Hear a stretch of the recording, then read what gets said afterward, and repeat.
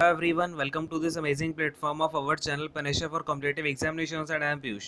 तो आपको पता ही है अपना 1300 प्लस कॉमन एरर्स का ये कोर्स चल रहा है जिसमें कि आज हम डे नंबर 39 डिस्कस करने वाले हैं।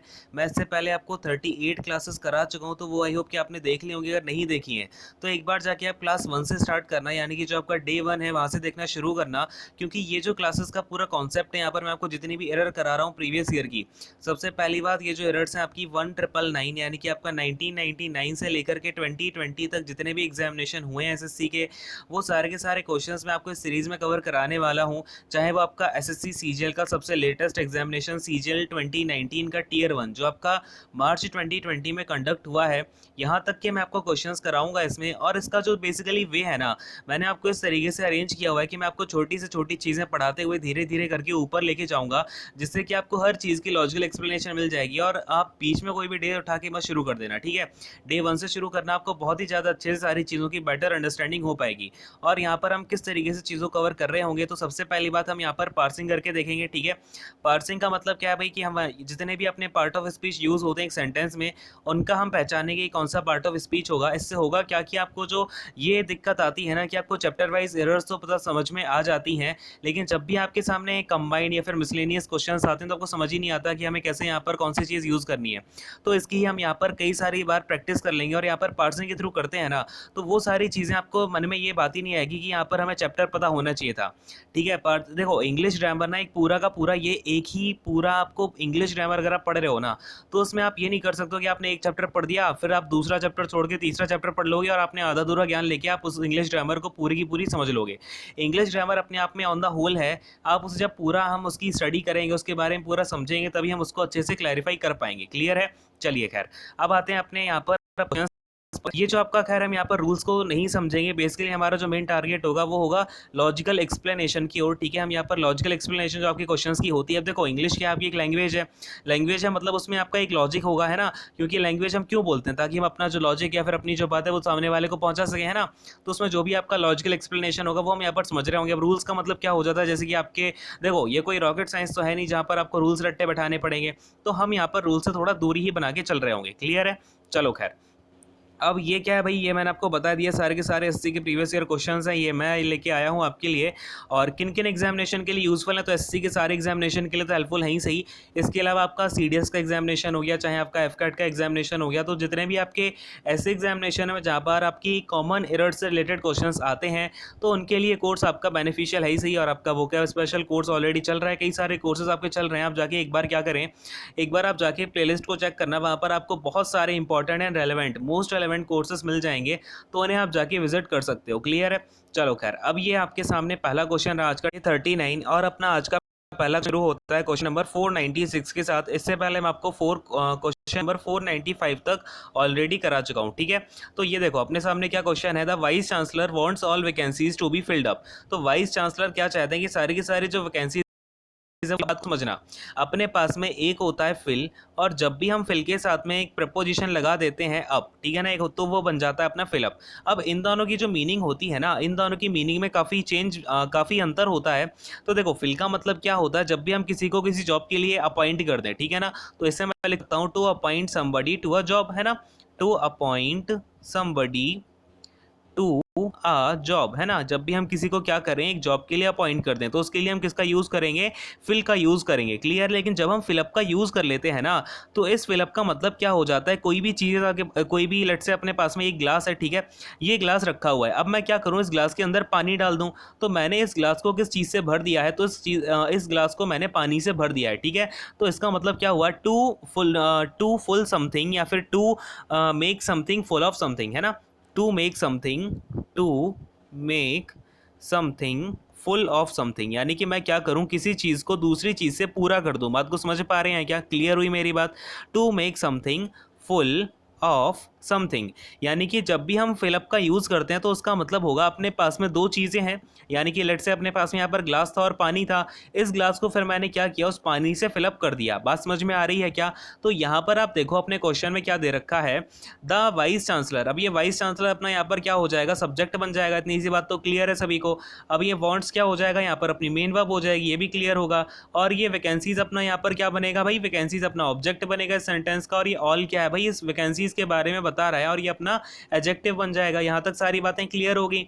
अब देखो यहाँ पर हमें क्या लिखा है, टू बी फिल्ड अप, है ना। हमें यहाँ पर पता है वैकेंसीज को हमें फिल करना है, तो यहाँ पर क्या हम अप का यूज़ करेंगे। यहाँ पर ऐसा तो है नहीं कि मैं किसी चीज़ से दूसरी चीज़ में डाल के उसे उससे पूरा भर दूँ, है ना। तो यहाँ पर हम क्या करेंगे, ओनली फील्ड का यूज़ करेंगे। जब भी हमें वैकेंसीज की बात होगी या फिर कभी भी हमें जॉब असाइन करनी होगी तो हम वहाँ पर कौन से फिल का यूज़ करेंगे, ओनली फिल का यूज़ करेंगे, ना कि फिल अप का। क्लियर है, समझ में आ गई क्या। तो यहाँ पर अपनी एरर थर्ड वाले ऑप्शन में हो जाएगी। अब फटाफट से अगले क्वेश्चन पर आते हैं। क्वेश्चन नंबर 497 देखते हैं।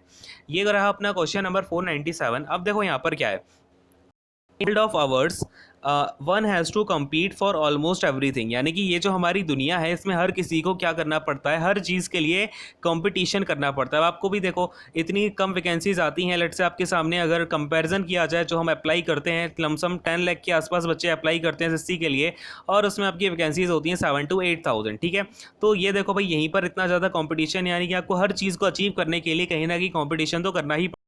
तो देखो अब कभी भी जब भी हम यहाँ पर ये बात कर रहे हैं तो ये कॉन्टिन्यूएशन वाली बात है कि नहीं है, यानी कि यहाँ पर आपका ये जो सेंटेंस है, यहाँ पर आपका ये सेंटेंस कॉन्टिन्यूसली चल रहा है ना, एक कॉन्टिन्यूइंग इवेंट है। ये जो इवेंट है आपका कैसा है भाई, कॉन्टिन्यूस इवेंट है, बोलो हाँ कि नहीं। तो जब भी आपका कॉन्टिन्यूस इवेंट होता है तो वहाँ पर लेट्स अगर मैं अपने दुनिया की बात करूँ, ऐसे मैंने बोला हुआ है इन वर्ल्ड ऑफ आवर्स, तो वहाँ पर मैं क्या बोलना चाहूँगा, in this world of ours, ठीक है ना। तो वहाँ पर मैं क्या बोलूँगा, in this world of our, यानी कि मुझे बताना पड़ेगा ये जो दुनिया है ना अपनी, यहाँ पर हर किसी को अपनी जो भी चीज़ उसे अचीव करनी है उसके लिए आप उसको बहुत ज़्यादा कंपटीशन करना पड़ेगा। क्लियर है। तो अगर मैं यहाँ पर आपको पार्सिंग करके दिखाना चाहूँ तो पार्सिंग करते हैं, यहाँ पर आपका इन क्या हो जाएगा, इन अपनी प्रपोजिशन हो जाएगी। क्लियर है। अब ये अगर प्रपोजिशन आई हुई है तो उसको एक ऑब्जेक्ट चाहिए होगा, तो ये वर्ल्ड क्या हो जाएगा इस प्रपोजिशन का, पीओ, यानी कि प्रपोजिशनल ऑब्जेक्ट। क्लियर है। तो और ये दिस क्या हो जाएगा, ये दिस इस वर्ल्ड को क्या कर रहा है, क्वालिफाई कर रहा है, तो ये क्या बन जाएगा इसका एडजेक्टिव बन जाएगा, है ना। कौन सा एडजेक्टिव होगा, और ये डेमोन्स्ट्रेटिव एडजेक्टिव होगा क्योंकि ये बता रहा है, डेमोन्स्ट्रेट ही तो कर रहा है ना। क्लियर है।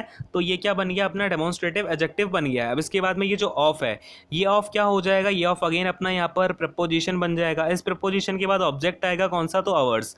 ये जो आवर्स है इस प्रपोजिशन का पीओ बनेगा। क्लियर है, क्या बनेगा भाई, पीओ, यानी कि प्रपोजिशनल ऑब्जेक्ट। बात समझ में आ रही है क्या, क्लियर हुआ।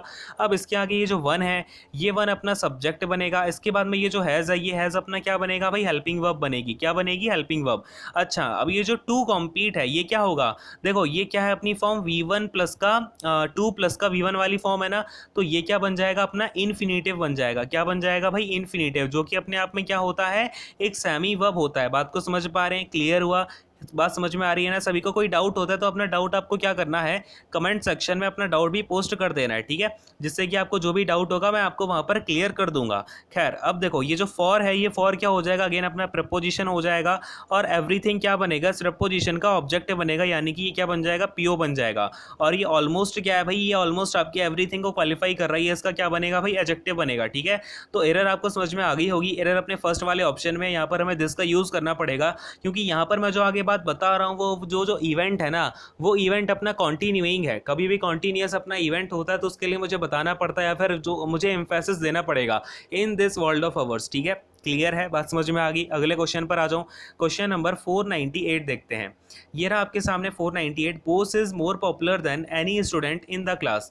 तो यहाँ पर बेसिकली अपना क्या हो रहा है, कंपैरिजन हो रहा है। ठीक है, अब मैं आपको यहाँ पर कुछ चीज़ें बताता हूँ। ठीक है, बड़े ध्यान से सुनना।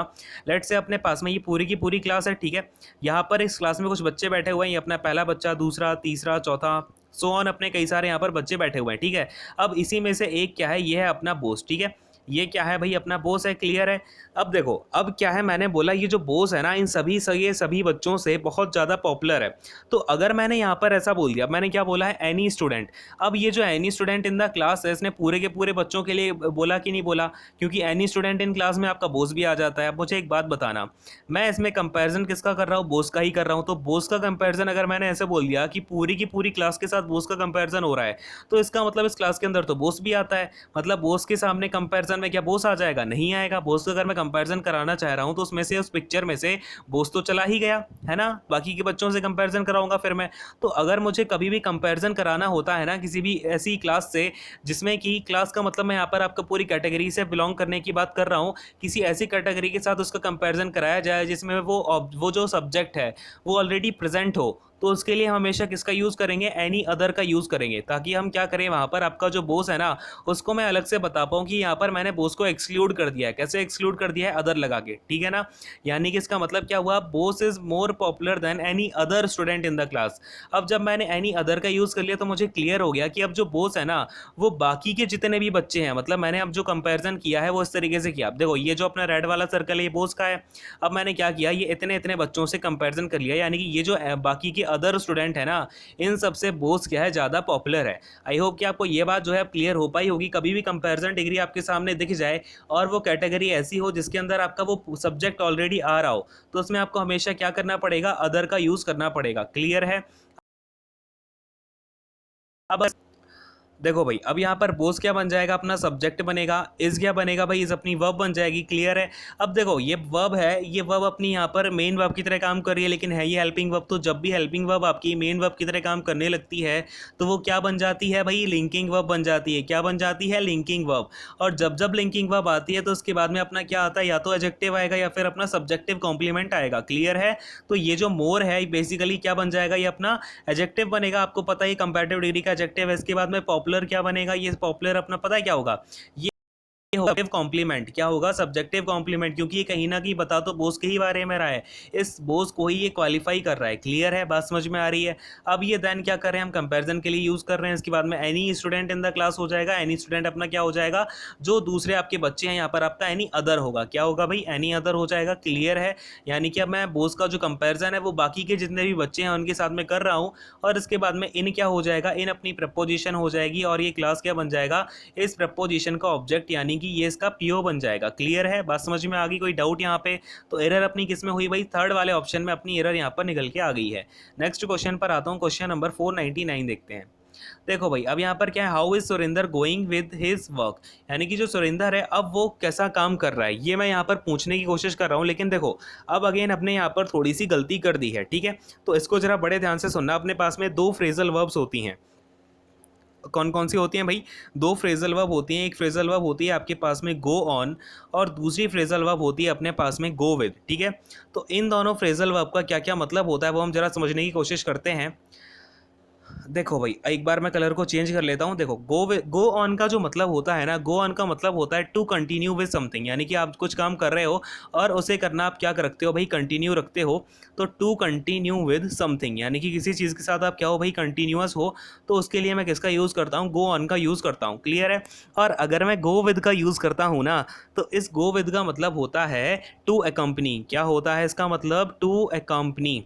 क्लियर है। क्या होता है इसका मतलब भाई, टू ए कंपनी होता है। तो किसी भी आप किसी भी पर्सन के साथ में अगर जाते हो, उसकी कंपनी के साथ जाते हो, तो उसको हम क्या बोल देंगे, गो विद। यानी कि वो उसके साथ चला गया, ही हैज़ गॉन विद, ठीक है ना। तो इसके बाद आपका कोई भी नाउन होगा सेंटेंस में, तो उसका मतलब क्या हो जाएगा, टू ए कंपनी। क्लियर है। अब जरा क्वेश्चन को देखते हैं, how is Surender going with his work. तो अब ये जो काम है उसका उस काम के साथ हो जाएगा, या फिर उसको अकम्पनी करेगा काम को, या फिर वो अपना जो काम कर रहा है उसके साथ में कॉन्टीन्यूस रहेगा। ऑफ कोर्स सी बात है, यहाँ पर अपने वो काम के साथ कॉन्टीन्यूस है, तो हम यहाँ पर किसका यूज़ करेंगे, गोइंग ऑन का यूज़ करेंगे। किसका यूज़ करेंगे, गोइंग ऑन का, ना कि गोइंग विद का। क्लियर है, इतनी सी बात समझ में आ गई क्या सभी को। अब अगर मैं यहाँ पर पार्सिंग करना चाहूँ तो ये जो हाउ है, हाउ अपना क्वेश्चन वर्ड है, और आपको पता है क्वेश्चन वर्ड के साथ हमेशा क्या होता है, इन्वर्जन का यूज़ कर रहे होते हैं हम। इन्वर्जन का मतलब क्या होता है, आपकी हेल्पिंग वर्ब पहले आ जाती है सब्जेक्ट से। और अगर मैं और आपको थोड़ा सा एक्सप्लेन करके बोलना चाहूँ तो ये जो इन्वर्जन होता है ये आपका पार्शियल इन्वर्जन होता है, ठीक है। अब यहाँ पर मैं आपको बात बात में एक बात और समझा देता हूँ, जरा से इन सारी चीज़ों को हटाना, आपको नोट डाउन करना हो कर लेना, ठीक है। आप को आता हूँ मैं यहाँ पर। देखो आपका जो इन्वर्जन होता है ना वो दो टाइप का होता है। एक होता है आपका पार्शियल इन्वर्जन, और एक होता है आपका कंप्लीट इन्वर्जन। तो पार्शियल में क्या होता है ना, जब भी हम क्या करें, पहले हेल्पिंग वर्ब का यूज़ कर लें, ठीक है। इसके बाद में मैं अपना सब्जेक्ट का यूज़ करूँ, और फिर मैं अपना मेन वर्ब का यूज़ कर लूँ, तो ये होता है अपना पार्शियल इन्वर्जन, और इसका ही यूज़ हम सबसे ज़्यादा कर रहे होते हैं। लेकिन जो आपका कंप्लीट इन्वर्जन होता है, क्या होता है भाई, कंप्लीट इन्वर्जन, इसमें जो होता है सबसे पहले आता है अपना हेल्पिंग वर्ब, फिर आता है मेन वर्ब, और फिर फिर आता है सब्जेक्ट, ठीक है।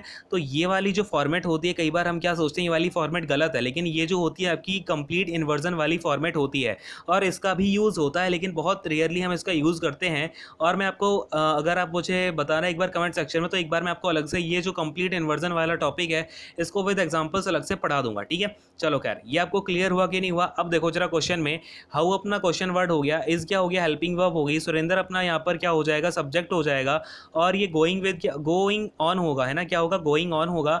और ये अपना क्या हो जाएगा भाई, ये अपनी फ्रेजल वर्ब हो गई, ये क्लियर है। और ये जो हेज वर्क होगा, बेसिकली वर्क अपना यहाँ पर ऑब्जेक्ट बन जाएगा, और ये हेज क्या है, इस वर्क को क्या कर रहा है, पोजेशन दिखा रहा है, तो ये इसका क्या बन जाएगा, पॉजेसिव एडजेक्टिव बन जाएगा। क्लियर है, क्या बन जाएगा, पॉजेसिव एडजेक्टिव बन जाएगा। बात समझ में आ रही है, क्लियर हुआ सभी को? अगले क्वेश्चन पर आता हूँ, क्वेश्चन नंबर 500 देखेंगे। बस क्वेश्चन नंबर 500 गिवन है, it is said that this room is not being opened for the last 50 years, यानी कि ये जो रूम है ये भाई लास्ट 50 ईयर्स से अभी तक नहीं खोला गया है।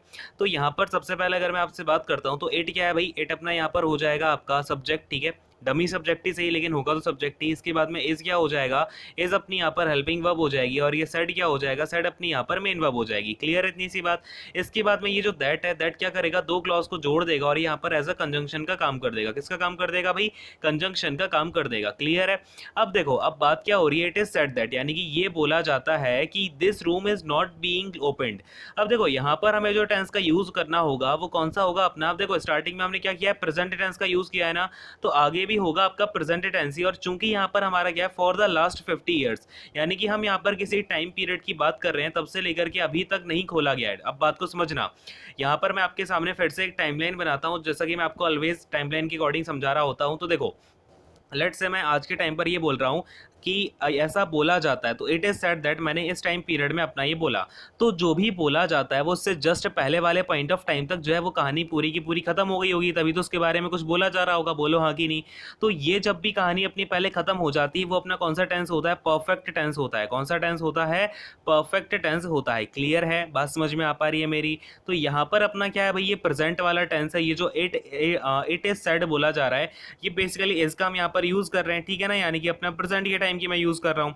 देखो, इट इज सेड दैट मतलब बात बोली तो जाती है पास्ट में, लेकिन हम यहाँ पर क्या बोल रहे हैं, इट इज सेड दैट। बात को समझना बड़े ध्यान से। अब यहाँ पर क्या हो जाएगा, परफेक्ट का प्रेजेंट परफेक्ट का मतलब क्या हो जाएगा, दिस रूम हैज हो जाएगा, हैज नॉट बीन ओपनड। क्या होगा, हैज नॉट, बीइंग नहीं होगा क्योंकि हमें यहाँ पर कॉन्टिन्यूस का यूज नहीं करना है, ठीक है। तो has not been opened for the last 50 years, यानी कि ये जो रूम है ना, ऐसा बोला जाता है कि ये रूम पिछले 50 साल से नहीं खोला गया। तो ओपनड यहाँ पर क्या हो जाएगा, ओपनड ये मेन वर्ब हो जाएगी, और ये फॉर अपना यहाँ पर प्रपोजिशन है, प्रपोजिशन का ऑब्जेक्ट चाहिए, तो ये अपना जो ईयर्स है ये अपना यहाँ पर क्या हो जाएगा, इस प्रपोजिशन का आपका क्या होगा, ऑब्जेक्ट, यानी कि पीओ। क्लियर है, प्रपोजिशनल ऑब्जेक्ट। इसके बाद में ये 50 क्या करेगा भाई, ईयर्स क्वालिफाई कर रहा है, तो ये अपना यहाँ पर आपका एडजेक्टिव बन जाएगा, ठीक है। अच्छा, ऑर्डिनल की कार्डिनल, बोलो कौन सा एडजेक्टिव होगा ये अपना, ये होगा कार्डिनल एडजेक्टिव, क्योंकि ऑर्डिनल एडजेक्टिव कौन से होते हैं, जो भी हमें ऑर्डर बता रहे होते हैं। क्लियर है, बात समझ में आ गई? और ये लास्ट क्या है, लास्ट अगेन आपका क्या है भाई, एडजेक्टिव है। बात समझ में आ गई क्या सभी को? एरर अपनी किस में, सेकंड वाले ऑप्शन में अपनी एरर है, और बाकी हमने पार्सिंग भी पूरी इसकी देख ली है। क्लियर हुआ? 500 क्वेश्चन यहाँ पर हमारे कंप्लीट होते हैं। तो आई होप कि मैंने आपको सारे के सारे 500 सेंटेंसेस जितने भी आपको मैंने अभी तक कराए हुए हैं क्वेश्चंस, वो आपको अच्छे समझ में आए होंगे। और इन सारे के सारे क्वेश्चंस में ऐसा एक सिंगल क्वेश्चन नहीं है जिसकी मैंने आपको पार्सिंग करके नहीं दिखाई है, पूरा ओपन करके नहीं दिखाया, या फिर जिसकी मैंने आपको लॉजिकल एक्सप्लेनेशन ना दी हो। तो आई होप कि आपको ये 500 सेंटेंसेस बहुत ही ज़्यादा बेनिफिशियल प्रूव हो रहे होंगे। एंड अगर आपको सेशंस अच्छे लगते हैं तो सेशंस को आप लाइक किया करें और शेयर ज़्यादा से ज़्यादा किया करें, ठीक है। मैं देखता हूँ शेयर कोई करता ही नहीं है, मतलब आपको लेक्चर कर अच्छे लग रहे तो शेयर करो ना भाई, क्या है इसमें शर्माने की क्या बात है। हाँ भाई, चलो खैर अगले क्वेश्चन पर आते हैं। देखो, जब तक आपका रिस्पांस अच्छा होता है ना, तो तब तक मुझे भी लगता है कि हाँ भाई चलो रिस्पांस बढ़िया चल रहा है, तो और भी ज़्यादा पढ़ाने का मन होता है। लेकिन जब आपका रिस्पांस बहुत ही ज़्यादा लो हो जाता है ना, तो फिर ये लगता है अरे भाई किसी को ज़्यादा पढ़ना है नहीं, तो क्यों ही मैं अपना टाइम वेस्ट करूँ और आपको क्यों इतनी सारी चीज़ें देने का मैं फालतू में इधर उधर का प्रयास करूँ, ठीक है ना। तो ये सारी चीज़ें हो जाती है। लेकिन जब भी फिर कुछ बच्चे हैं जो कि पढ़ रहे होते हैं, जैसे कि अभी कुमार राज उसने भी बोला कमेंट में कि सर इंग्लिश की क्लासेस ज़रूर लेके आएँ, तो बस यही है कि चल रहा है धीरे धीरे। बट जब आप ज़्यादा से ज़्यादा शेयर करोगे तभी जो है चीज़ें हमारी ज़्यादा जल्दी पॉसिबल हो पाएंगी, ठीक है। खैर, ये देखो क्वेश्चन क्या अपना 501, on receiving the marksheet from the university I realise that I had got only passing marks in English. तो यहाँ पर हम एक एक करके पासिंग करनी शुरू करते हैं। ऑन यहाँ पर क्या हो जाएगा, ऑन अपना यहाँ पर प्रपोजिशन है। अब देखो प्रपोजिशन आ गया तो इसका ऑब्जेक्ट भी चाहिए होगा, तो मैंने देखा रिसीविंग। अब देखो बात को समझना बड़े ध्यान से, ये जो रिसीविंग है ना, ये यहाँ पर आपका एज अ जीरंड यूज हो रहा है। किसकी तरीके से यूज हो रहा है? जीरंड की तरीके से यूज हो रहा है। क्यों? क्योंकि जीरंड क्या होता है अपना, V1 प्लस का ING होता है। क्या होता है जीरंड? V1 प्लस का ING। ठीक है, क्लियर है। और ये जीरंड आपका एज अ नाउन यूज हो रहा है यहाँ पे, क्लियर है, एज अ नाउन आपका यहाँ पर यूज हो रहा है। और आपको पता है जीरंड क्या होता है, अपने आप में एक सेमी वर्ब होती है। और ये सारी की सारी बातें मैं आपको ऑलरेडी बहुत अच्छे से समझा चुका हूँ, इसलिए मैं आपसे बोलता हूँ एक बार स्टार्टिंग से लेक्चर को देखोगे तो अभी तक आप चीज़ों को रिलेट कर रहे होते। ठीक है, चलो खैर, तब भी मैं आपको हर लेक्चर में हमेशा जो बेसिक चीज़ें होती हैं वो समझा ही देता हूँ। खैर, ये जो रिसीविंग है ये अपना क्या बन गया भाई? जीरंड बन गया। अब जीरंड क्या अपने आप में सेमी वर्ब है, यानी कि इसके अंदर एक वर्ब का जो फंक्शन है वो अंदर छुपा ही होगा। और वर्ब क्या करती है? अपने साथ में ऑब्जेक्ट ले सकती है। तो मुझे बताओ, क्या ये सेमी वर्ब अपने आप में ऑब्जेक्ट ले सकता है क्या? हाँ भाई, क्योंकि इसके अंदर खून तो किसका है? वर्ब का ही है। तो ये जो जीरंड है, ये जीरंड अपने साथ में एक ऑब्जेक्ट भी ले सकता है, यानी कि ये जो काम कर रहा है ये नाउन का काम तो कर रहा है, लेकिन ये इसके अंदर खून तो है वर्ब का, तो ये अपने साथ में एक ऑब्जेक्ट भी ले सकता है। क्लियर है? तो ये जो आगे मार्कशीट लिखा हुआ है ना, ये मार्कशीट क्या है? मैंने पूछा रिसीविंग व्हाट, तो रिसीविंग ने आंसर दे दिया भैया व्हाट का, की मार्कशीट। तो ये मार्कशीट है क्या? जो जीरंड है अपना रिसीविंग, इसका ऑब्जेक्ट है। तो ये मार्कशीट क्या बनेगा? ऑब्जेक्ट ऑफ जीरंड बनेगा। क्या बनेगा? ऑब्जेक्ट ऑफ जीरंड बनेगा। क्लियर हुई बात मेरी? समझ में आ गया क्या? हाँ भाई, चलो आगे आते हैं। अब ये क्या है भाई? फ्रॉम। फ्रॉम क्या हो जाएगा अपना यहाँ पर? फ्रॉम हो जाएगी प्रपोजिशन। और इस प्रपोजिशन का ऑब्जेक्ट क्या बनेगा? यूनिवर्सिटी। यूनिवर्सिटी क्या हो जाएगा? फ्रॉम प्रपोजिशन का प्रपोजिशनल ऑब्जेक्ट यानी कि PO। क्लियर है? अब इसके आगे ये जो आई है, आई क्या हो जाएगा अपना यहाँ पर? आई अपना सब्जेक्ट हो जाएगा। रियलाइज्ड अपना यहाँ पर क्या होगा? मेन वर्ब होगी। और आगे ये जो दैट है, दैट आपका कंजंक्शन होगा। क्लियर है? ये सब बातें तो आपको समझ में आ ही रही होंगी। ये अपना क्या हो जाएगा? कंजंक्शन हो जाएगा। अच्छा, यहाँ तक एक बार आप सारी चीज़ें नोट डाउन कर लो, या स्क्रीनशॉट लेना हो स्क्रीनशॉट ले लो, जो लेना है करो। इसको मैं एक बार हटा रहा हूँ सो दैट हमारे पास आगे स्पेस हो जाए और मैं चीज़ों को और ज़्यादा एलेबोरेट कर पाऊँ। ठीक है, चलो यहाँ तक हमारी बात हो गई। ये अपना कंजंक्शन हो गया। इसके बाद में ये जो आई है ये अपना क्या बनेगा? Subject number 2। ठीक है, इसके बाद में हेड क्या बन जाएगा भाई? हेड अपनी यहाँ पर क्या होगी? हेल्पिंग वर्ब की मेन वर्ब। क्या होगी? ये हेल्पिंग वर्ब होगी। ठीक है, और ये गॉट हो जाएगा आपका मेन वर्ब। बात समझ में आ गई क्या? अब इसके बाद में पासिंग मार्क्स इन इंग्लिश। अब बात को बड़े ध्यान से देखना, ये जो ओनली है, ये ओनली अब मुझे बताओ जरा किसका काम करेगा? क्योंकि ओनली का जो फंक्शन होता है ना, वो एज अ एडजेक्टिव भी काम कर रहा होता है और एज अ एडवर्ब भी काम कर रहा होता है। लेकिन आप मुझे जरा ये बताएं कि यहाँ पर इस गिवन सेंटेंस में इसका जो फंक्शन है वो किसकी तरह फंक्शन इसका यूज हो रहा है। ठीक है, इसको आप जरा सोच के रखो, मैं तब तक आपको यहाँ की कहानी निपटा के आता हूँ। ठीक है, चलो भाई। और हाँ, जब सोचना है मतलब अपने दिमाग पर जोर डालना है, ये नहीं कि बढ़िया बैठे हो बढ़िया आराम से। ठीक है, दिमाग पे जोर डालो और बताओ ये क्या हो सकता है। ये पासिंग मार्क्स अपना यहाँ पर क्या बनेगा? ये मार्क्स जो है ये अपना यहाँ पर ऑब्जेक्ट बन जाएगा। और ये पासिंग इसको क्या कर रहा है? क्वालिफाई कर रहा है। और ये बेसिकली है क्या? अपना यहाँ पर जीरंड है। और ये जीरंड काम किसका कर रहा है? एडजेक्टिव का काम कर रहा है। क्लियर है? बात समझ में आ गई? किसका काम कर रहा है? ये एडजेक्टिव का काम कर रहा है। बात की गहराई तक पहुँच पाए सभी लोग? चलो, अब ये इन क्या है भाई? इन अपना यहाँ पर प्रपोजिशन हो जाएगा। और ये इंग्लिश क्या हो जाएगा? इस प्रपोजिशन का प्रपोजिशनल ऑब्जेक्ट, यानी कि हमने पूरे के पूरे सेंटेंस को पूरा खोल डाला, लेकिन हमें कोई एरर तो दिखी ही नहीं। सारी की सारी अपनी जो पार्सिंग को फिट हो गई। मतलब ये जो क्वेश्चन है ना, यहाँ पर अपना नो एरर तो आएगा ही। क्या आएगा? अपना यहाँ पर नो एरर आएगा। क्लियर है? अच्छा जी, अब ओनली की बात हो रही थी, आप समझ पाए क्या ओनली क्या है? देखो ओनली क्या कर रहा है यहाँ पर? इस गॉड को क्वालिफाई कर रहा है। ठीक है ना? तो जब भी अपनी वर्ब को क्वालिफाई करता है तो किस तरीके से काम करेगा? एडवर्ब की तरह काम करेगा। यहाँ पर इसका फंक्शन किसकी तरीके से है? एडवर्ब की तरीके से। क्लियर हुआ? बात समझ में आ गई क्या? चलो खैर, अगले क्वेश्चन पर आते हैं। क्वेश्चन नंबर 502 देखते हैं। क्वेश्चन नंबर 502 बताएं जरा, इसमें क्या आपको एरर समझ में आ रही है? ठीक है, देखो अब यहाँ पे क्या है? When I said to her come in. ठीक है, तो यहाँ पर सबसे पहले मैं आपको एक बात बता दूं कि जब भी हम नॉक वर्ड का यूज़ करते हैं तो नॉक हमेशा अपने साथ में एक प्रपोजिशन लेके सेटिस्फाई कर रहा होता है। कौन सी प्रपोजिशन होती है वो आपकी? हमेशा ये एट प्रपोजिशन के साथ में एग्री करता है। ठीक है, कभी भी आप अपना नॉक वर्ड का यूज़ करेंगे या फिर अपनी जो नॉक वर्ब है, इस वर्ब का जब भी आप यूज़ करेंगे तो ये अपने साथ में एट जो आपकी वर्ब है ये लेके, एट जो आपकी प्रपोजिशन है ये हमेशा ये अपने साथ में लेके चलेगा। क्लियर है? बात समझ में आ गई? तो यहाँ पर क्या होना चाहिए? पहली बात, when she knocked at the door. कहाँ पे भाई? She knocked at the door. तो यहाँ पर आपको एरर तो पता चल गई, फर्स्ट वाले ऑप्शन में है। एक बार चीज़ों को खोल भी देते हैं। वैसे ज़्यादा बड़ा सेंटेंस है नहीं, आई होप कि आप भी खोल ही लोगे। वैन क्या है आपका? क्वेश्चन वर्ड है। सॉरी, क्वेश्चन वर्ड नहीं है, अपना क्या है भाई? ये जरा आप कमेंट सेक्शन में बताएं। ठीक है, थोड़ी थोड़ी चीज़ें आपसे भी पूछनी चाहिए। ये मैं आपको समझा चुका हूँ। ये बताओ जरा मुझे यहाँ पे, ये क्वेश्चन वर्ड है कि कंजंक्शन है कि क्या है, प्रोनाउन है ना? तो ये सारी चीज़ें आप जरा मुझे बताएं कमेंट सेक्शन में। ये जो वैन है, ये वैन का फंक्शन यहाँ पर है क्या? और ये जो शी है, शी अपना सब्जेक्ट है, नॉक्ड अपना मेन वर्ब है, डोर अपना ऑब्जेक्ट है। इसके बाद में ये आई क्या हो जाएगा, सब्जेक्ट हो जाएगा। सड टू क्या हो जाएगा? अब देखो, सड टू हर बेसिकली किसका काम कर रहा है भाई? ये अपना क्या बता रहा है, मैंने उससे बोला हुआ है यहाँ पर आपका कम इन, ठीक है? तो ये बेसिकली आपका डायरेक्ट स्पीच हो गया, ठीक है? क्या हो गया, ये अपना डायरेक्ट स्पीच वाला से यहाँ पर हमने यहाँ पर यूज़ कर लिया। क्लियर है? तो यहाँ तक आई होप कि आपको चीज़ें क्लियर हो गई होंगी। अगले सेंटेंस पर आते हैं फटाफट से। काफ़ी ज़्यादा, एक तो सब मैं सारी की सारी चीज़ें एक्सप्लेन करता हूँ ना, तो बहुत ज़्यादा अंदर एकदम घुस ही जाता हूँ। खैर, तो देखो ये 503 वाला क्वेश्चन है। यहाँ पर क्या है, he said that he will meet me at the restaurant. तो ही ने क्या बोला कि मैं तुमसे कहाँ पर मिलूंगा? रेस्टोरेंट में मिलूंगा। क्लियर है? तो यहाँ पर आप मुझे बताओ, आपको कहाँ पर कहीं पर एरर दिख रही है क्या? सबसे पहले ही सेड दैट, अगर मैंने देखा ये ही सेड दैट का यूज़ हुआ है, इसका मतलब ये जो सेंटेंस है ना अपना, ये डायरेक्ट स्पीच में है कि इनडायरेक्ट स्पीच में? तो ये है अपना इनडायरेक्ट स्पीच में। क्लियर है क्या? किस में है ये? इनडायरेक्ट स्पीच में है। तो आपको इनडायरेक्ट स्पीच में पता है क्या, कभी भी अपना डायरेक्ट स्पीच में लेट से विल का यूज़ हुआ है तो वो इनडायरेक्ट स्पीच में किस में चेंज हो जाता है भाई? वुड में चेंज हो जाता है। बोलो हाँ कि नहीं? क्लियर है? तो अगर ये अपना इनडायरेक्ट स्पीच है तो ये विल की जगह हम क्या लगा रहे होंगे? वुड लगा रहे होंगे ना? बोलो हाँ। किसका यूज़ करेंगे भाई? वुड का यूज़ करेंगे। बात समझ में आ गई क्या? अच्छा जी, अब इसका जो डायरेक्ट सेंटेंस होगा, डायरेक्ट स्पीच वाला सेंटेंस होगा, वो क्या रहा होगा जरा मुझे एक बार बता दो फटाफट से सभी लोग। हाँ, साथ साथ में हमें जो भी चीज़ें पता, देखो जो भी चीज़ें कवर हो रही है ना, उन्हें साथ में लपेटते जाओ। ये मत सोचो इसको मैं बाद में करूंगा या उसको बाद में करूंगा, है ना? ऐसे ये मत सोचा करो। चलो खैर, इसका बताओ जरा, आपका डायरेक्ट स्पीच क्या रहा होगा? हाँ भाई, तो देखो इसका डायरेक्ट स्पीच रहा होगा, ही सेड दैट, ही सेड, और आपका यहाँ पर क्या आ जाएगा भाई? एपोस्ट्रोफी एस आ जाएगा। फिर ही सेड, यहाँ पर आपका जो भी हो, ही हो, शी हो, या फिर आपका हर हो, तो ये हो जाएगा आपका he said to her that he will meet her at the restaurant. यानी कि उसने उससे क्या कहा है, उससे कहाँ मिलेगा? रेस्टोरेंट में मिलेगा। ये आपका डायरेक्ट सेंटेंस रहा होगा।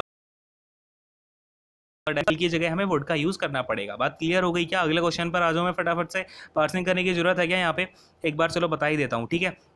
ही क्या हो जाएगा? सब्जेक्ट है आपका, और यहाँ पर साइड आपकी वर्ब है, दैट अपना कंजंक्शन है। ही क्या हो जाएगा? अगेन आपका सब्जेक्ट नंबर यहाँ पर 2 आएगा। वुड क्या हो जाएगा? ये अपना, ये क्या होगा यहाँ पर आपका? वुड, ये मॉडल वर्ब हो जाएगी। मीट आपका मेन वर्ब हो जाएगी। मी क्या हो जाएगा? यहाँ पर आपका ऑब्जेक्ट हो जाएगा। और फिर एट अपना ये प्रपोजिशन है ही सही। अगर ये प्रपोजिशन आई हुई है तो इसको क्या चाहिए होगा? अपना एक ऑब्जेक्ट चाहिए होगा। ये रेस्टोरेंट क्या हो जाएगा? इस प्रपोजिशन का प्रपोजिशनल ऑब्जेक्ट यानी कि पीओ। क्लियर है? बात समझ में आ गई? एरर अपनी सेकंड वाले ऑप्शन में है। अगले क्वेश्चन पर आते हैं फटाफट से। क्वेश्चन नंबर 504 देखते हैं। चलो भाई, अब ये रहा आपके सामने क्वेश्चन 504 में। Rama Devi has 2 elephants, 10 horses and as much as 50 cars. तो मिस रमा देवी के पास भैया 2 एलिफेंट हैं, 10 हॉर्सेस हैं, और देखो अब जरा यहाँ पर आप जरा गौर दें, ध्यान दें, तो क्या लिखा हुआ है? As much as 50 car. अब ये जो 50 कार हैं, मुझे ये बताओ सबसे पहले, ये काउंटेबल है कि अनकाउंटेबल है? हाँ भाई, काउंटेबल है भाई, सबसे पहली बात, क्योंकि तभी तो यहाँ पर हमने क्या किया है, प्लूरल बनाने के लिए इसका यूज़ कर लिया। अगर अनकाउंटेबल होती तो हम इसका यूज़ ही नहीं कर पाते। पहली बात तो ये है। और दूसरी बात कि 50 कार को अगर आपने यहाँ पर काउंट कर लिया तो यहाँ पर आप किसका यूज़ करोगे भाई? मच का यूज़ करोगे कि मैनी का यूज़ करोगे? तो हम यहाँ पर कौन सी पॉजिटिव डिग्री के एडजेक्टिव का यूज़ करेंगे? मैनी का यूज़ कर रहे होंगे। कौन से एडजेक्टिव का यूज़ करेंगे? मैनी का, क्योंकि काउंटेबल के साथ हम किसका यूज़ करते हैं भाई? मैनी का यूज़ कर रहे होते हैं। क्लियर हुई बात? समझ में आ गई क्या? तो एरर तो हमने पकड़ ली। इसको देखते ही कि थर्ड वाले ऑप्शन में अपनी एरर है, क्या इसकी पार्सिंग करने की जरूरत है क्या? चलो एक बार करा ही देता हूँ, नहीं तो आप लोग बोलोगे सर आपने तो बोला था पार्सिंग कराओगे हर सेंटेंस की, अब एक आपने छोड़ दिया। तो देखो भैया, मिस रमा देवी अपना यहाँ पर सब्जेक्ट हो जाएगा। हैज़ अपना क्या हो जाएगा भाई? मेन वर्ब हो जाएगी। 2 एलिफेंट में एलिफेंट आपका क्या बनेगा भैया? ऑब्जेक्ट, सॉरी, देखो ये आपका ऑब्जेक्ट नंबर 1 है, ये आपका ऑब्जेक्ट नंबर 2 है, और ये आपका 50 कार्स ऑब्जेक्ट नंबर 3 है। क्लियर है? ये 2 आपका क्या है भाई? इस एलिफेंट वाला जो आपका नाउन है या फिर ये जो आपका ऑब्जेक्ट है, इसको क्वालिफाई करने वाला कार्डिनल एडजेक्टिव है। और 10 आपका हॉर्सेस को क्वालिफाई करने वाला कार्डिनल एडजेक्टिव है। फिर एज मच एज आपका डिग्री बताने वाला क्या है भाई? 50 कार्स के बारे में बता रहा है, इसकी काउंटिंग के बारे में बता रहा है, ये इसका एडजेक्टिव बन जाएगा। क्लियर है? समझ में आ गया सभी को? एरर अपनी थर्ड वाले ऑप्शन में है। अगले क्वेश्चन पर आता हूँ। क्वेश्चन नंबर 505 देखेंगे। ये रहा आपके सामने 505। The month of January takes its name of the Roman god Janus. तो अब देखो यहाँ पर बड़े ध्यान से सुनना, कभी भी हम किसी भी चीज़ के किसकी बात करें भाई? ऑरिजिन की बात करें। किसकी बात करें? हम किसी भी चीज़ के ऑरिजिन की बात करें, फॉर्मेशन की बात करें, यानी वो कहाँ से उत्पत्ति हुई है उसकी, कहाँ से उसका विकास हुआ है, इन सारी की सारी चीज़ों का अगर हम बात करते हैं तो वहाँ पर आपकी कौन सी प्रपोजिशन का यूज़ होता है? बताएं जरा फटाफट से। हाँ भाई, कौन सी प्रपोजिशन का यूज़ होता है? तो यहाँ पर हमेशा आपकी फ्रॉम प्रपोजिशन का यूज़ होता है, ठीक है। कभी भी हम क्या करें, कभी भी किसी भी चीज़ के ओरिजिन की बात की जाए, किसी भी चीज़ के फॉर्मेशन की बात की जाए, तो आप क्या करोगे, वहाँ पर हमेशा फ्रॉम प्रपोजिशन का यूज़ करोगे। इतनी सी बात आपके दिमाग में आई क्या? क्योंकि देखो कभी भी आपकी उत्पत्ति होती है ना, तो हम क्या बोलते हैं, लेट्स से मैं आपका बोलता हूँ गंगा, तो गंगा कहाँ से निकलती है, हिमालय से निकलती है। तो कभी भी हम किसी भी चीज़ के फॉर्मेशन या ओरिजिन की बात करें, कौन सी प्रपोजिशन, फ्रॉम। अब ये बार बार क्यों बोल रहा हूँ, ताकि आपके दिमाग में बैठ जाए, ठीक है। चलो, अब यहाँ पर अगर मैं सेंटेंस में देखता हूँ, the month of January takes its name, तो ऑफ आएगा कि फ्रॉम आएगा, बोलो फटाफट। क्या आएगा, फ्रॉम आएगा, ठीक है, क्लियर है। तो अब एक बार हम इसकी पार्सिंग और कर लेते हैं, एक बार फटाफट से देखते हैं। तो द मंथ ऑफ जनवरी, यहाँ पर आपका जो द मंथ है, ये बेसिकली आपका यहाँ पर क्या बनेगा, सब्जेक्ट बनेगा। ऑफ अपना यहाँ पर क्या है, ये प्रपोजिशन है, और ये जो जनवरी है ना, इस प्रपोजिशन का प्रपोजिशनल ऑब्जेक्ट यानी कि पीओ बन जाएगा। अच्छा, वैसे बेसिकली ये प्रपोजिशन और प्रपोजिशनल ऑब्जेक्ट जो है इसका फंक्शन तो है, लेकिन हम इसको टेक्निकल लैंग्वेज में ना क्या बोलते हैं, पार्टिटिव बोल रहे होते हैं, ठीक है ना। क्या बोलते हैं इसको हम, पार्टिटिव, ठीक है। तो लैंग्वेज में क्या ही फर्क पड़ता है, अपना बेसिक बेसिक चीज़ें आप ध्यान में रखो बस, ठीक है। तो इसको हम क्या बोल देते हैं, पार्टिटिव बोल रहे होते हैं। इसके बाद में ये टेक्स क्या हो जाएगा, टेक्स अपनी यहाँ पर मेन वर्ब हो जाएगी, इट्स नेम। अब देखो यहाँ पर अपना क्या हो जाएगा, ये अपना नेम तो बेसिकली क्या होगा, आपका ये ऑब्जेक्ट बनेगा, ठीक है। क्या बनेगा, ये ऑब्जेक्ट। और ये इट्स यहाँ पर क्या कर रहा है, नेम के बारे में बता रहा है, किसका नाम, इसका खुद का नाम है, क्लियर है। तो ये इसका क्या बनेगा, एडजेक्टिव का इसका फंक्शन होगा। इट्स का फंक्शन कौन सा होगा, एडजेक्टिव वाला फंक्शन होगा, क्लियर है, बात समझ में आ गई क्या। अब ये जो फ्रॉम है, ये फ्रॉम आपकी प्रपोजिशन होगी, और इस प्रपोजिशन का ऑब्जेक्ट क्या बनेगा, जेनूस। ये जेनूस क्या बनेगा, इस प्रपोजिशन का ऑब्जेक्ट पीओ। फिर ये रोमन गॉड क्या है भाई, तो ये रोमन गॉड क्या है, आपके जेनूस जो है उनको क्वालिफाई कर रहा है, जेनूस ही रोमन गॉड है। तो ये रोमन गॉड बेसिकली आपका एज अ एडजेक्टिव काम करेगा, इनको क्वालिफाई करने वाला क्वालिफायर होगा, क्लियर है, बात समझ में आई क्या। एरर अपनी किस में है, थर्ड वाले ऑप्शन में अपनी एरर है, क्लियर हो गया। फटाफट से हाँ बोल दो, ठीक है। कभी मैं आपसे बोलता हूँ हाँ या ना, जो भी चीज़ें आपसे पूछता हूँ ना, आप फटाफट से ये सोचा करो कि हाँ भाई मैं तो आपके सामने ही बैठा हूँ, आपको जो भी आंसर पूछा जा रहा है वो आपको देना है, क्लियर है। सही दो गलत दो डजेंट मैटर, लेकिन जब तक आप बोलोगे नहीं तब तक मज़ा ही नहीं आएगा, ठीक है। क्योंकि देखो एग्जामिनेशन सेंटर में जाके आपका एग्जामिनेशन मैं तो नहीं लिखूंगा, आपको ही लिखना पड़ेगा। जब तक आप अपने ब्रेन से फाइट नहीं करवाओगे क्वेश्चन के साथ में, तब तक आपका ब्रेन जो है ना वो ट्रेन कैसे हो पाएगा। मुझे ज़रा एक बात बताओ, जब तक आपका ब्रेन ट्रेन ही नहीं होगा तब तक आप एग्जामिनेशन का जो आपका प्रेशर होगा, ये सारी चीज़ें हैंडल नहीं कर पाओगे, ठीक है। तो चीज़ों को रटना छोड़ो, उनके ऊपर आप एक्सप्लेनेशन देना शुरू करो। एक्सप्लेनेशन आपको देना शुरू कैसे होगा, आप क्वेश्चन से जब तक लड़ोगे ही नहीं, जब तक आप क्वेश्चन के रट्टे मारते रहोगे, तब तक कुछ होने वाला है ही नहीं, ठीक है। चलो खैर अगले क्वेश्चन पर आता हूँ, क्वेश्चन नंबर 506 देखते हैं। Here अपने सामने, having deprived of their houses in the recent earthquake, they had no other option but to take shelter in a school।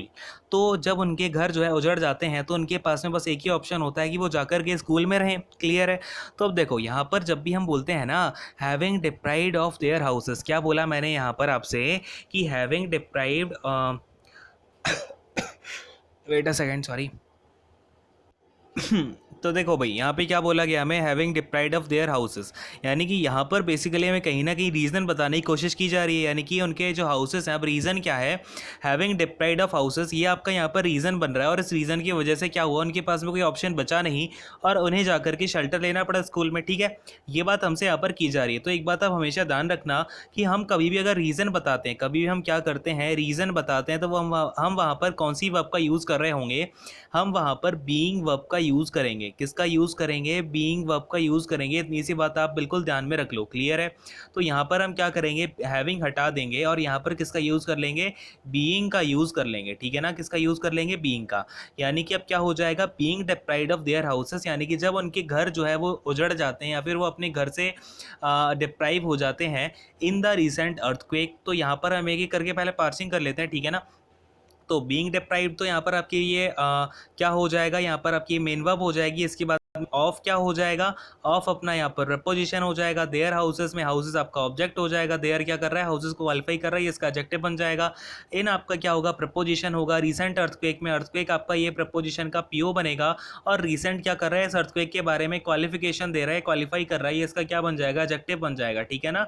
इतनी सी बात क्लियर है सभी को। इसके बाद में ये जो आपका दे है, ये दे क्या करेगा भाई, सब्जेक्ट का काम करेगा। हेड क्या हो जाएगा, ये हेड आपका यहाँ पर वर्ब हो जाएगी, ठीक है। कौन सी वर्ब हो जाएगी, मेन वर्ब हो जाएगी, क्लियर है, बात समझ में आ रही है मेरी।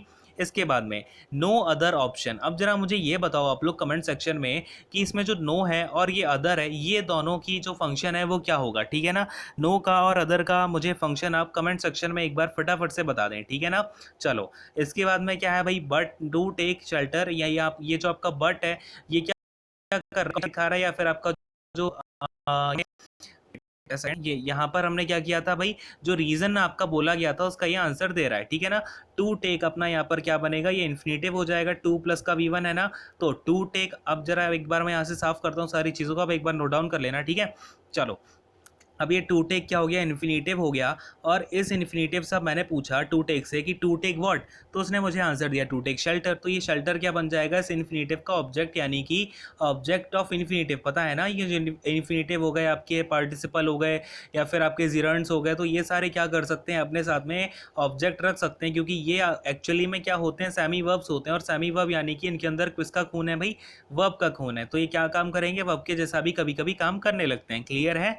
इसके बाद में इन क्या हो जाएगा, इन आपका प्रपोजिशन हो जाएगा, और इस प्रपोजिशन का जो ऑब्जेक्ट बनेगा वो हो जाएगा आपका स्कूल। क्लियर है। स्कूल क्या हो जाएगा आपका, ऑब्जेक्ट ऑफ प्रपोजिशन, यानी कि प्रपोजिशनल ऑब्जेक्ट, यानी कि पीओ, ठीक है ना। चलो भाई, अगले क्वेश्चन आपकी फर्स्ट वाले ऑप्शन में होगी, ये भी क्लियर हो गया होगा। अगले क्वेश्चन पर आते हैं, क्वेश्चन नंबर 507 देखते हैं। He is addicted with smoking. तो कभी भी आप किसी भी चीज़ से एडिक्टेड होते हो या फिर एडिक्ट होते हो, तो उसमें हम कौन सी प्रपोजिशन का यूज़ करते हैं, तो एडिक्ट के साथ हम हमेशा टू प्रपोजिशन का यूज़ कर रहे होते हैं। क्लियर है। कौन सी प्रपोजिशन का, टू प्रपोजिशन का। ये आपकी फिक्स्ड प्रपोजिशन है, ठीक है ना, तो इसको आपको थोड़ा सा ध्यान रखना पड़ेगा। अब यहाँ पर ये क्या हो जाएगा, ही इज एडिक्टेड टू की विद, तो ये हो जाएगा आपका टू। क्लियर है।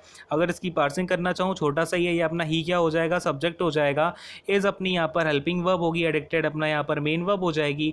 टू यहाँ पर क्या है भाई, प्रपोजिशन है। इस प्रपोजिशन का जो ऑब्जेक्ट है वो क्या बनेगा, स्मोकिंग। और ये क्या है भाई, एज अ जीरंड काम कर रहा है। स्मोकिंग क्या है भाई, एज अ जीरंड काम कर रहा है, और ये बेसिकली क्या बनेगा, ऑब्जेक्ट ऑफ प्रपोजिशन, यानी कि पीओ बन जाएगा। क्लियर है। समझ में आ गया सभी को। अगले क्वेश्चन पर आ जाऊँ। एरर पता चल गई, थर्ड वाले ऑप्शन में अपनी एरर है। अगले क्वेश्चन पर आते हैं, क्वेश्चन नंबर 508 देखते हैं। देखो भाई, अब यहाँ पर क्या है, entering the hotel he ordered for a drink and a sumptuous dinner. यानी कि वो जैसे ही एंटर करता है होटल में, वो क्या करता है, ऑर्डर कर देता है एक ड्रिंक के लिए और एक सम्पशियस डिनर के लिए। तो यहाँ पर आप एक बात समझें, सबसे पहली बात कि कभी भी आप किसी भी चीज़ के लिए ऑर्डर करते हो तो उस ऑर्डर का मतलब क्या होता है। ये जो आपका ऑर्डर है इसका मतलब होता है कि आपने किसी चीज़ के लिए, यानी कि यहाँ पर इसके अंदर जो इंक्लूड हो गया ना, वो हो गया आपका टू आस्क फॉर। क्या हो गया, टू आस्क फॉर। यानी कि अगर मैंने ऑर्डर दिया है तो मैंने उस चीज़ के लिए पूछा हुआ है। यहाँ पर आपका कोई ड्रिंक भी हो सकती है, ठीक है ना। लेट्स से आपने वनीला, आपकी वनीला फ्लेवर का आपको कोल्ड कॉफ़ी चाहिए, ठीक है। या फिर आपने कुछ खाने के लिए मंगाया, तो यहाँ पर आपने कुछ ऑर्डर कर दिया, टू आस्क फॉर ड्रिंक या फिर फूड एटसेट्रा, ठीक है। तो आप किसी भी चीज़ के लिए पूछो तो ऑर्डर के अंदर आपका इंक्लूड हो गया ये जो फॉर का सेंस है। तो आप अगर यहाँ पर ऑर्डर के साथ में एक और फॉर चिपका दोगे ना, तो ये क्या हो जाएगा, एग्जैगरेशन हो जाएगा। क्या हो जाएगा, एग्जैगरेशन, यानी कि आपका सुपरफ्लस बन जाएगा। क्या बन जाएगा, सुपरफ्लस। क्लियर है। तो यहाँ से हम क्या करेंगे, फॉर को हटा देंगे, है ना। तो ये हो जाएगा आपका entering the hotel he ordered a drink and a sumptuous dinner. Clear हुआ। बस समझ, यहाँ पर जो एरर है वो कौन से ऑप्शन में निकल के आ जाएगी, सेकंड वाले ऑप्शन में अपनी जो है एरर निकल के आ जाएगी, ठीक है। अच्छा, एक और आपके लिए यहाँ पर काम की बात है, ये जो सम्पशियस होता है ना, इसका मतलब क्या होता है, तो आप एक बार नोट डाउन कर लेना। इसका मतलब होता है लग्जरियस, या फिर आपका बहुत ही ज़्यादा एक्सट्रीमली कॉस्टली, है ना। क्या हो भाई, बहुत ज़्यादा महंगा उसने जो है खाना, या फिर डिलीशियस, बहुत ही ज़्यादा डिलीशियस हो, एक्सट्रीमली कॉस्टली हो, ठीक है, मैग्निफिसेंट, ठीक है। तो वर्ड है बेसिकली सम्पशियस, इसके ये सारे के सारे मीनिंग यहाँ पर निकल के आ रहे हैं, ठीक है ना, मैग्निफिसेंट। तो इन सारी चीज़ों को भी आप डाउन कर लेना। हो सकता है कि आपको ये वन वर्ड में या फिर कहीं पर ये क्वेश्चन जो है पूछने के लिए आ जाए, ठीक है। चलो खैर, अब आते हैं अगले क्वेश्चन पर। यहाँ पर आपकी एरर जो है सेकंड वाले ऑप्शन में, क्लियर है ना ये बात। चलो, क्वेश्चन नंबर 509 पर आते हैं फटाफट से। तो यहाँ पर हमें गिवन है he is your brother isn't it. तो देखो यहाँ पर अपना क्या लिखा हुआ है, ही इज योर ब्रदर। यहाँ पर जो सब्जेक्ट है वो क्या है, ही है, और ये अपने आप में क्या है भाई, प्रोनाउन है, ठीक है ना। ही क्या है भाई, प्रोनाउन है, और ये यहाँ पर एज अ सब्जेक्ट का काम कर रहा है, कोई दिक्कत नहीं है। अब ये जो इज है, इज क्या होगा यहाँ पर आपका, होती तो हेल्पिंग वर्ब है लेकिन काम कर रही है मेन वर्ब का, तो ये क्या बन जाएगी, आपकी लिंकिंग वर्ब बन जाएगी। क्या बन जाएगी, लिंकिंग वर्ब बन जाएगी। तो ये जो योर ब्रदर होगा, ये क्या बनेगा भाई, सब्जेक्टिव कॉम्प्लीमेंट होगा कि नहीं होगा। ब्रदर बेसिकली आपका ये सब्जेक्टिव कॉम्प्लीमेंट होगा, योर क्या कर रहा है, इसके ऊपर पोजेशन दिखा रहा है तो ये आपका पॉजेसिव एडजेक्टिव हो जाएगा। बोलो हाँ, क्लियर है ना इतनी सी बात। ये आपका पॉजेसिव एडजेक्टिव यानी कि पीए हो गया। क्लियर है ना। प्रेजेंटेड है, ये हमने क्या किया, क्वेश्चन टैग का यूज कर लिया। अब क्वेश्चन टैग आपका जो आपका सब्जेक्ट होता है उसको रेफर करता है। यहाँ पर आपका सब्जेक्ट ऑलरेडी ही प्रोनाउन है, तो यहाँ पर जो आपका प्रोनाउन यूज होगा वो इजंट ही होगा कि इजंट इट होगा। बोलो क्या होगा, इजंट ही आएगा। क्लियर है, बात समझ में आ गई क्या। तो अपना जो राइट क्वेश्चन टैग है वो होगा इजंट ही। तो अपनी जो एरर है वो थर्ड वाले ऑप्शन में निकल के आ जाएगी। क्लियर हुआ, बात समझ में आ गई ना। चलो अगले क्वेश्चन पर आते हैं। क्वेश्चन नंबर 510 देखते हैं फटाफट से। अब देखो भाई, ये रहा आपके इसकी पार्सिंग चाहिए है क्या। हाँ भाई, पार्सिंग करा दिया ना इसकी। अगले क्वेश्चन पर आते हैं। ये रहा आपका question number 510। I have known him since 2 years, यानी कि मैं उसे जानता हूँ 2 सालों से। तो देखो यहाँ पर क्या होगा, आई आपका यहाँ पर ये सब्जेक्ट हो जाएगा, हैव क्या हो जाएगा, हैव आपकी यहाँ पर as a helping verb use हुआ है, और ये नोन हो जाएगा आपका मेन वर्ब। क्लियर है, क्या हो जाएगा, मेन वर्ब हो जाएगा। हिम आपका यहाँ पर ऑब्जेक्ट बन जाएगा। फिर ये मैंने देखा इसको यहाँ पर सिंस 2 years लिखा हुआ है। अभी जो 2 years है ये आपका पॉइंट ऑफ टाइम है। अच्छा, अब पॉइंट है बेसिकली आपका कोई ऐसा टाइम जिसको आप फिक्स बता सको, है ना। जैसे कि मैंने बोला, लेट्स से मैंने आपसे बोल दिया at the time when let's say when Abraham was killed, ठीक है ना। तो अब्राहम लिंकन जो है उनकी मृत्यु हुई, वो एक डेफिनेट टाइम है ना, उसके बारे में सभी को पता है। तो वो क्या हो जाएगा, अपना पॉइंट ऑफ टाइम होगा। लेकिन अगर मैंने कुछ पीरियड ऑफ टाइम बता दिया है, फिर कुछ टाइम का कुछ मैंने ऐसा आपका फिक्स टाइम नहीं बताया, बस एक आपको रफली आइडिया दे दिया, या फिर मैंने आपको एक पीरियड ऑफ टाइम बता दिया, तो उसके लिए हम किसका यूज़ करते हैं, फॉर का यूज़ करते हैं। ठीक है ना। पॉइंट ऑफ टाइम के लिए हम सिंस का यूज़ करते हैं।